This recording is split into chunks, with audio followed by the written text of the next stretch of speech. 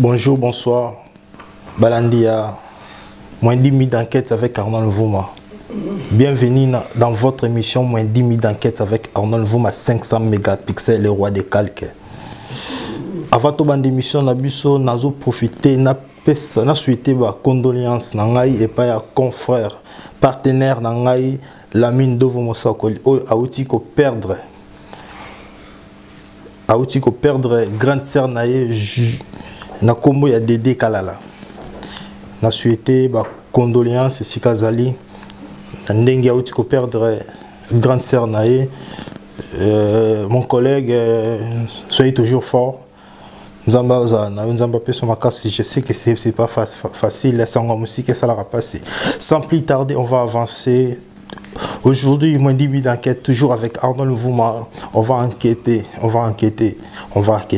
Grâce à Ipoma Sumo, on a pu à découvrir ces recherches. Merci Nabaïnyo sur la biso dans la vidéo, idée, commentaire dans Facebook, et ça la quête aux idées, émission à moins 10 minutes d'enquête, et autres toujours quoi avancer. Merci na Ipoma Sumo l'enquête OEA Sali. Aujourd'hui, on va enquêter sur cette affiche. Pas Olivier Calabas. Olivier Calabas, bota l'affiche mon kitoko, affiche mon malamu. Mais on va cibler les mots RDV. RDV est intéressé biso. RDV on des cibles na biso ya lelo pour l'émission ya lelo. RDV actif. Bota la commémorer na seva commis actif. Actif.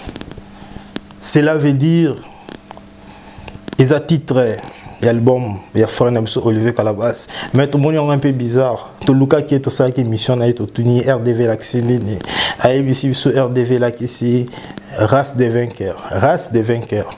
Comme la Bible est bétali sur la race des vainqueurs. Vous voyez l'histoire. Alors RDV là qui race des vainqueurs. Mais tu es ça là toujours enquête. Tu es ça toujours enquête. Il peut m'assumer papa na Brian, papa na Chloé. Aïe ko sonde biso.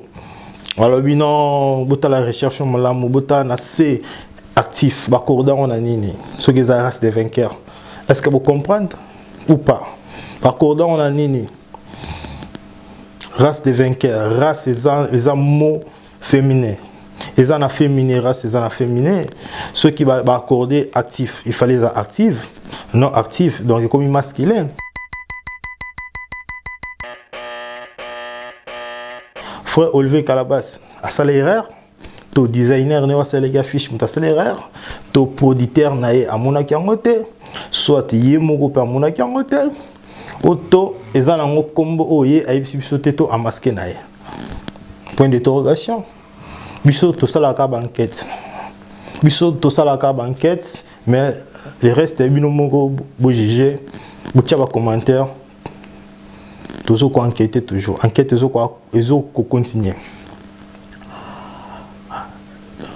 Mais tout ce qui est on ne s'est pas limité là, tout ce qui est on s'est dit que bon, local là, le bac ils restent des vainqueurs, mais tout le monde est actif, on a bien été, donc ils ont l'accepté qu'ils ont la sensité, ils ont un faux français. Déjà, c'est comme il flou. Donc tu comprends que les RDV ça signifie rendez-vous. Parce que ce que ça rendez-vous, donc rendez-vous actif. Donc c'est normal, le rendez-vous est un mot masculin. Rendez-vous est masculin. Ceux qui rendez-vous sont masculin. Donc ceux qui sont actifs, accordons bien. Les participants s'accordent en genre en nombre avec les mots auxquels. Donc, binomo, tout en classe tout complété. Sans plus tarder, nous passons dans deuxième enquête. Aujourd'hui, on va enquêter sur 3 enquêtes. Olivier Calabas, César Nga de Cléboa, Dani Bokombe Tsunami. Aujourd'hui, notre enquête, ils ont 3 personnalités. Olivier Calabas, César Nga de Cléboa, Dani Bokombe Tsunami. Caméra cachée, toujours caméra cachée. Équipe, il y a moins 10 minutes d'enquête, autant de la caméra cachée. Non comment. Les autres la vidéo non ça commentaire te.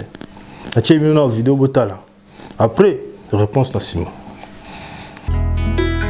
Mokili na ya mobembo etondi banzube. Mabakweza mingi na kima wapi kolo. Mulili makasi ezingi nzela na ngai. nasengi na yo nkolo yotambwisanga